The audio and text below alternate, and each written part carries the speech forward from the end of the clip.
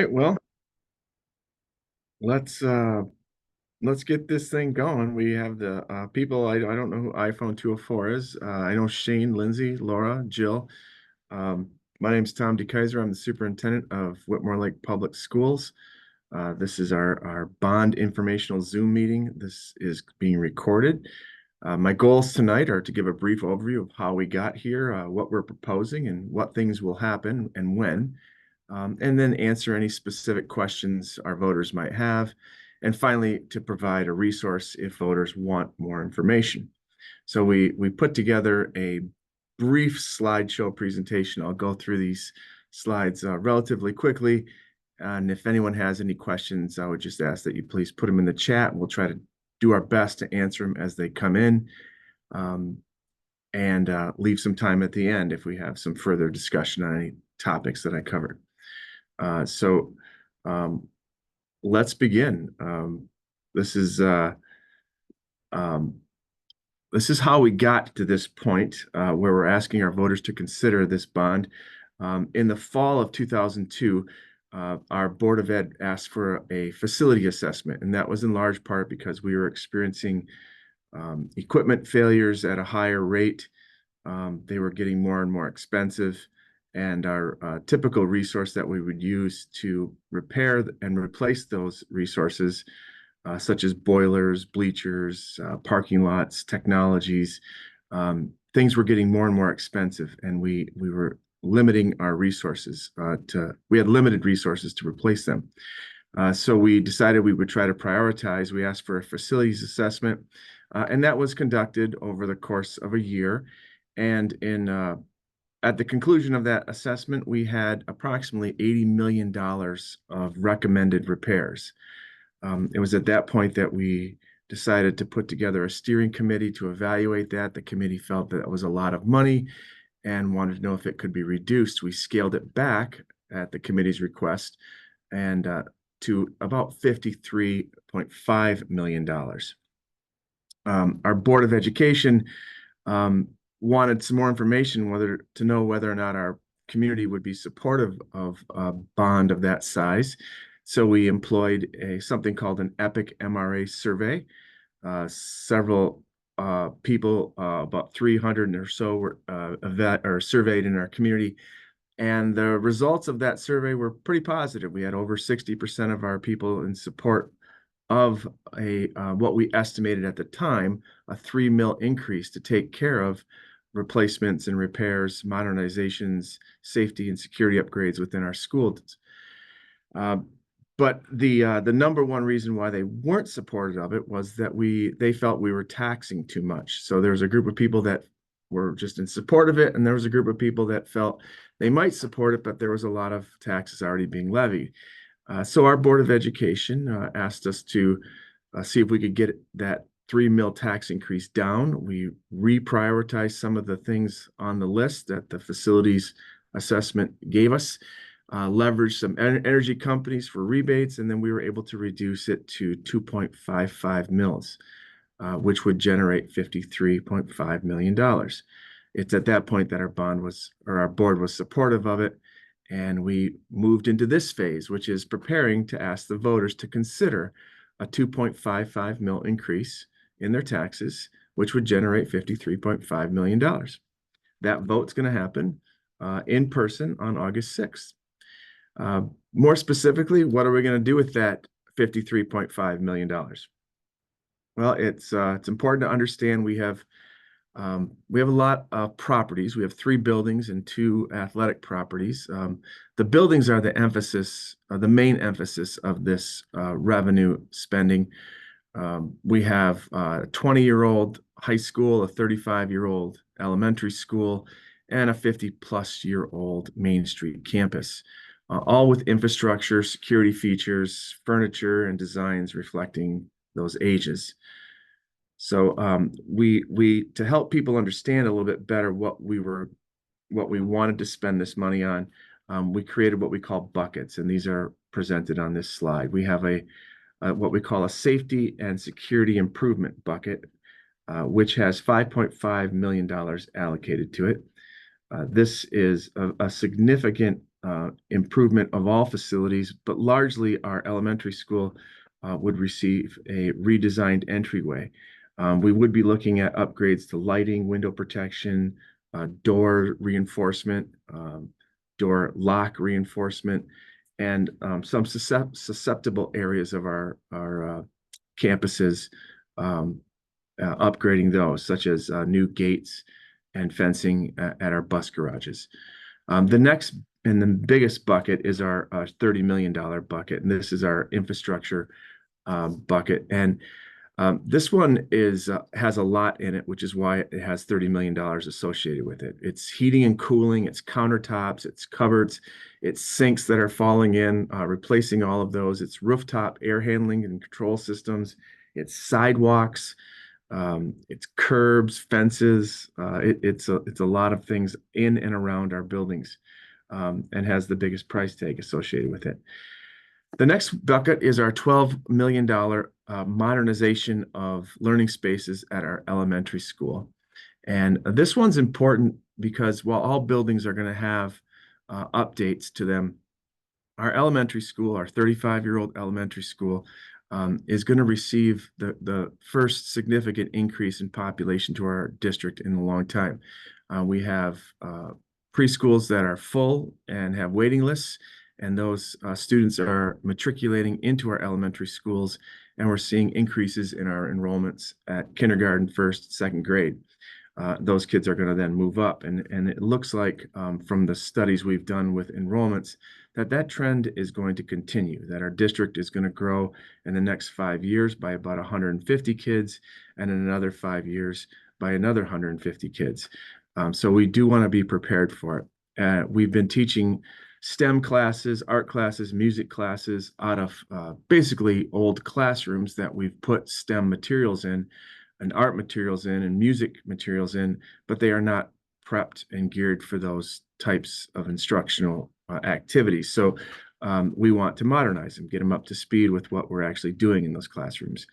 We have a pretty good playground at the elementary school, but some of it is still old from the original design 30 plus years ago, and we'd like to replace that. And also some of the signage and some of the landscaping and areas around it, as well as, of course, I mentioned the parking and the road structures, which are part of our infrastructure. All of it's going to be replaced and modernized. The Main Street campus, which houses a lot of different programs, transportation, administration, but our goal here is to modernize and improve upon the learning spaces that house our daycare and preschool at this building. This is the building that I mentioned had, at one point in time, about 5 years ago, 30 preschool kids. We now have over 150. We have playground spaces here that were really built for middle schoolers. We have bathrooms built for middle schoolers. All that has to be and should be redesigned. And finally, at our high school, we have some upgrades in our theater that need to be done. We have classroom repairs, which include furnishings and floor repairs. And there's always athletic site work that needs to be done. So those are our buckets. That's how we plan on spending the money for those. The next slide that I want to share with you is important to a lot of people because it reflects the amount of tax increase that they would experience with this 2.55 mil increase. And this slide lays out what your taxable value is, not your market value, but what your actual taxable value would be on a home. A home that costs $300,000 would have a state equalized assessment on it of 150.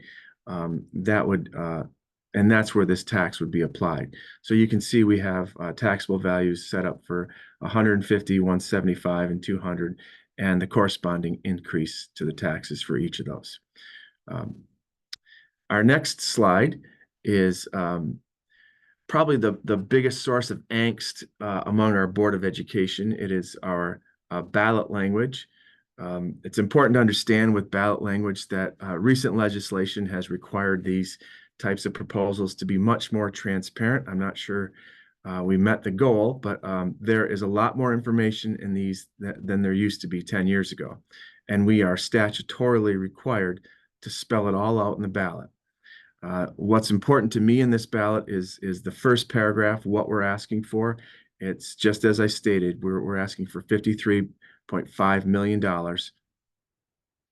And the next paragraph is pretty much everything I covered in those buckets. It's erecting classrooms, which really could mean anything from moving a wall to, redesigning it.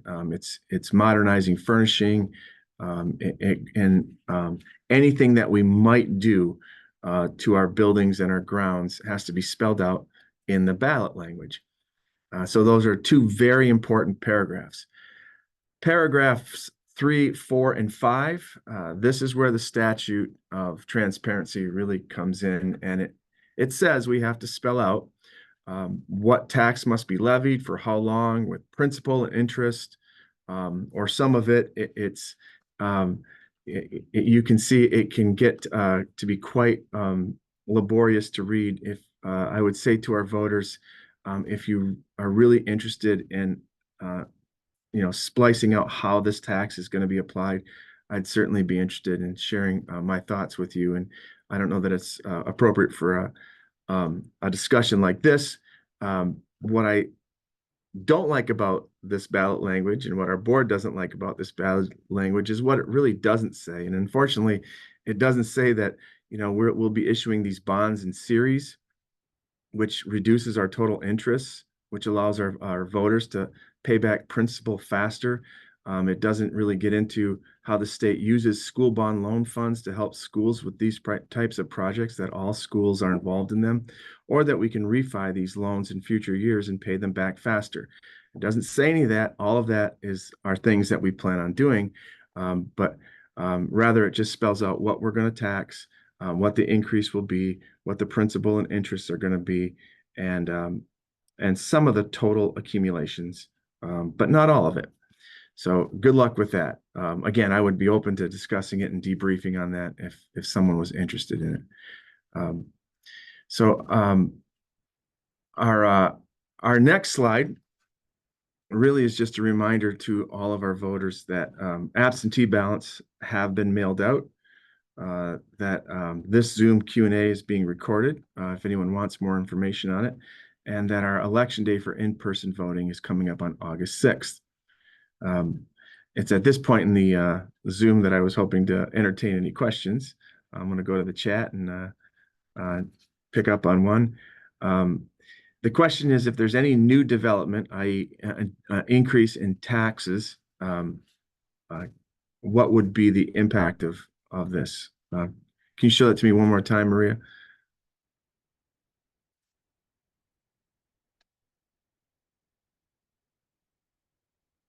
Well, if I got I can't see the question. It kind of came and went. But if we do increase taxes, and this is where I mentioned before, I think earlier, that if your tax base goes up, it's a good idea to refinance some of these loans, to restructure them so you can pay them back faster.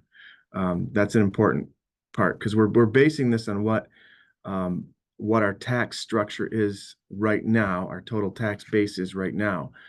So if that changes, and we expect it will, then you can go back and you can restructure these loans.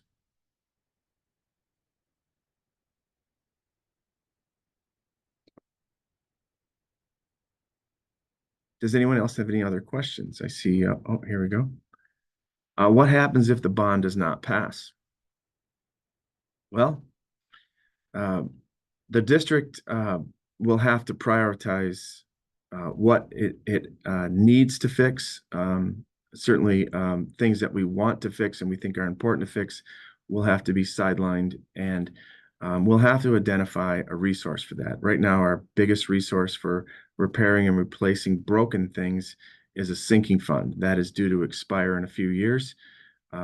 And it's been difficult to keep up with the repair and replacement using the sinking fund. I'll give you for instance, we would love to fix our parking lots and our roads. Everybody who comes onto our property comments on the poor quality of our parking lots and our roads.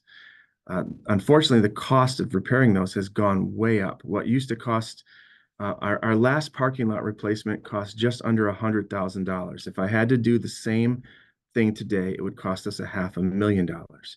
Our sinking fund typically does not raise $500,000 in 1 year. So you would be exceeding what you typically would bring in 1 year of a sinking fund. So you would really, as a superintendent, I would recommend that you go from the inside out. Keep track of your classrooms as best you can. Try to keep the students and the staff warm, safe, and dry with the resource you have. And those things like parking lots would just have to wait until we could identify a resource for them.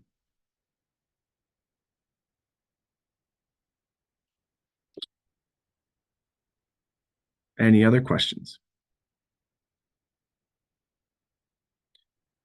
I'll throw one out there just for the people listening and for on this Zoom and for anyone who might watch the recording. But a topic that I get asked to speak on is why so much money?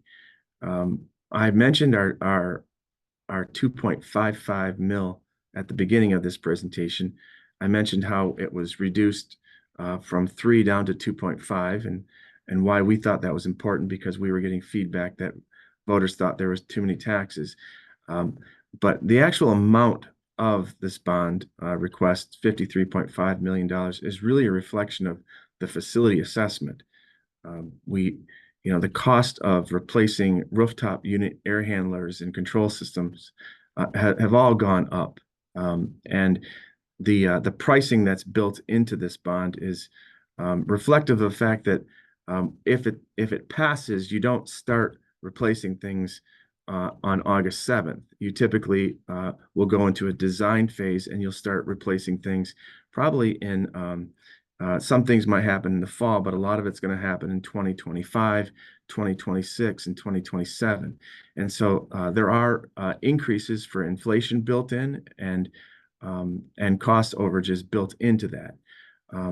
If we manage that money well, if it passes and we do manage that money well, there should be things left over to address other issues that might come up. But the reason the dollar value is so high is really looking at what things might cost 2-3 years from now.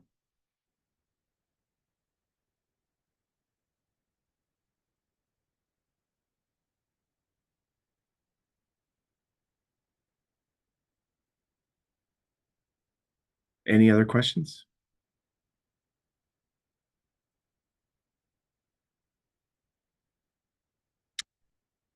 I get asked about the elementary school, probably the second most. What does modernization mean and why? Modernization means that we are, again, going to experience an increase in enrollment and population in that building that was designed in the late 80s and built in the early 90s. Education has changed, kids have changed. We would like buildings that really are allies to our instruction, spaces that are allies to our teachers and the instruction that we have planned.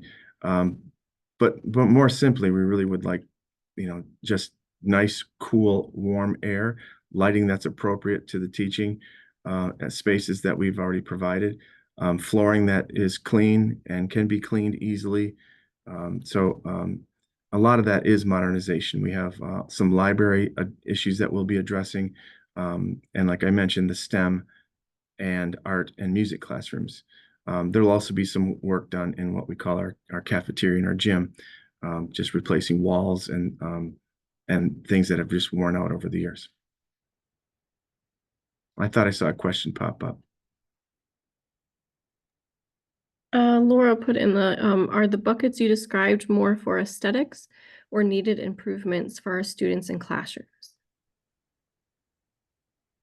I would say the 30 million and the 5.5 million are needs. If there are aesthetics, I would put that in what I call modernizations.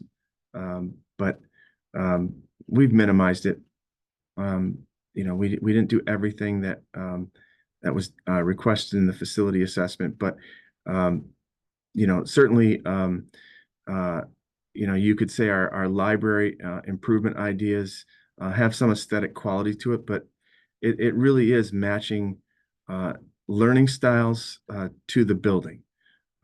You know, right now we have stacks of books. We have no place for kids to sit and read, other than tables that, like I said, are going on 35 years. So, um, you know, we have wasted space that could be, you know, we could use more efficiently. And, you know, I don't consider it to be aesthetic. I consider it to be just a good partnering of how we teach and having the building match that.